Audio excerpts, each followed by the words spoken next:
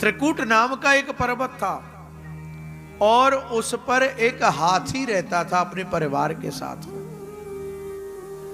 और वह जो हाथी रहता था ना, हाथी अपने परिवार के साथ बड़ा मस्त रहता था साहब।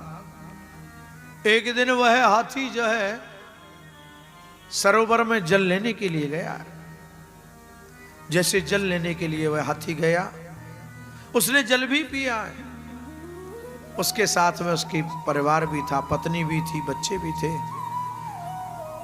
सभी बच्चों को सबको देखा साथ में, तो ये हाथी ने विचार किया क्यों ना सरोवर में स्नान कर लिया जावे। और वह हाथी सरोवर में स्नान करने लगा। मदमस्त हो गया वह हाथी साहब, और इतना मस्त होकर के वह हाथी उस सरोवर में स्नान कर रहा है, उसे कुछ भान भी नहीं है। तभी धीरे धीरे वहां पर एक ग्राहक आया। उस ग्राहक ने आके हाथी का पांव पकड़ लिया। जब पांव पकड़ा, उस हाथी को कुछ मालूम भी नहीं पड़ा। जब उसका रक्तपान करने लगा वह ग्राहक, हाथी की शक्ति जब धीरे धीरे समाप्त होने लगी, तब उस हाथी को ध्यान हुआ। ओहो, तब उस हाथी को ध्यान हुआ। उस हाथी ने देखा कि मेरा पांव एक ग्राहक ने पकड़ रखा है।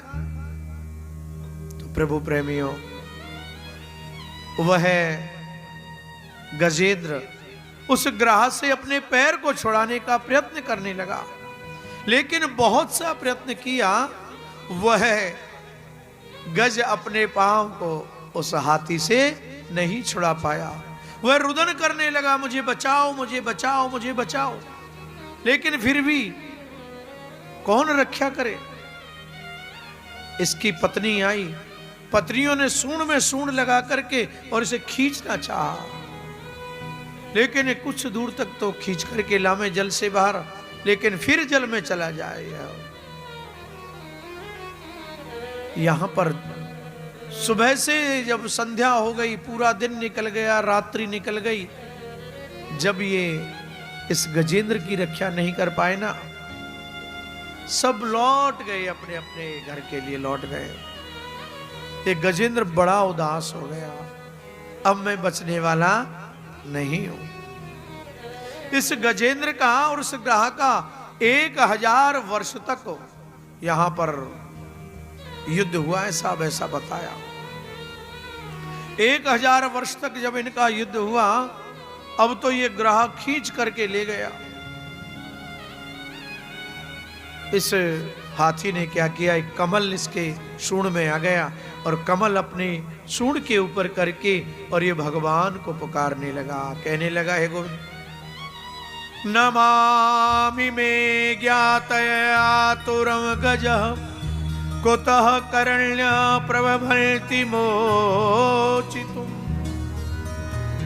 यह तो ग्राह पुकारने लगा, थक गया, भगवान को पुकार रहा है। भगवान ने जब इसकी यह पुकार सुनी, ये कहने लगा, हे गोविंद राखो शरण, अब तो जीवन हारे, अब तो बचाओ।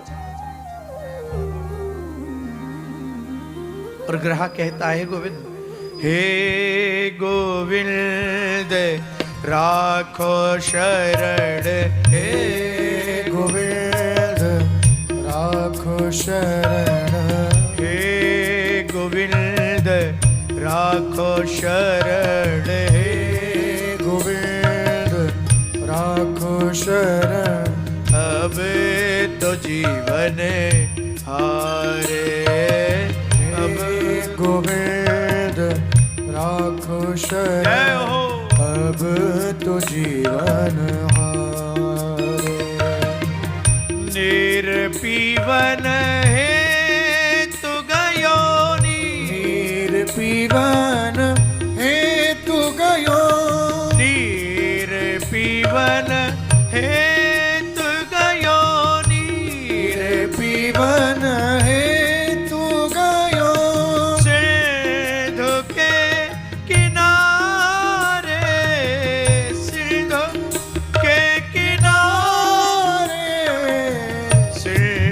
be बसत ग्राह सिंधु बीच बसत ग्राह सिंधु बीच बसत ग्राह सिंधु बीच बसत ग्राह चरण धर पछारे हे गोविंद राखो शरण हे गोविंद राखो शरण अब तो जीवन हारे अब तो जीवन हारे अब तो जीवन हारे।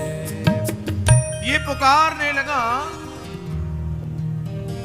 भगवान ने देख लिया अब ये निर्बल हो गया, और निर्बल होकर के जब पुकारा तो कन्हैया दौड़ करके आए साहब, चक्र सुदर्शन लिया और चक्र सुदर्शन लेकर के ये ग्राह जो था पहले इसका मस्तिष्क इसके शरीर से अलग कर दिया, और यह भगवान ने गजेंद्र को बचा लिया।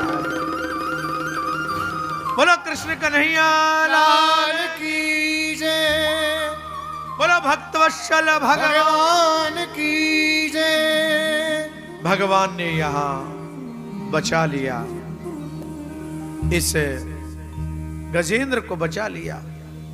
इस कथा से हमें क्या मिलता है कि यदि हम भगवान को भी न भज सकें, भगवान तक न पहुंच पावे, तो हमें क्या करना है? भगवान के जो भक्त है, जो संत लोग, जो भगवान के जो भक्त हैं, आप उनके ही चरण पकड़ लो तो आपका परम कल्याण हो जाएगा। प्रेम से बोलो राधे। ये ग्राह भी पूर्व जन्म में भगवान का भक्त था साहब, ये गजेंद्र। और ये ग्राह जो था ये हुहु नाम का एक गंधर्व था। एक बार क्या हुआ, देवल ऋषि स्नान कर रहे थे नदी में, और इसने ऋषि का पांव पकड़ लिया। जब ऋषि का पांव पकड़ लिया, ऋषि घबरा गए, किसी ग्राह ने मेरा पैर पकड़ा। लेकिन ऋषि ने जब देखा कि यह हुहु नामक गंधर्व ने मेरा पैर पकड़ा है, ऋषि बड़े क्रोधित हो गए। क्यों रे, एक ग्राह के जैसा आचरण करता है तो जा, मैं श्राप देता हूं, अगले जन्म में तू ग्राह योनि को प्राप्त हो जाएगा। इसने अपने अपराध के लिए क्षमा मांगी है साहब। तो जब अपराध के लिए क्षमा मांगी तो जानते हो ऋषि ने आशीर्वाद दिया, देख मैंने जो श्राप दिया वह तो पूर्ण होगा, लेकिन जहां सरोवर में तू रहेगा वहां पर एक बार भगवान का भक्त एक गजेंद्र आएगा जल पीने के लिए, तो उसका पांव पकड़ लेना, कितना भी वह जोर लगाए उसके पैर नहीं छोड़ना। जब पैर नहीं छोड़ेगा तो तेरा मोक्ष करने के लिए, तेरा उद्धार करने के लिए वहां स्वयं परमात्मा आ जाएंगे।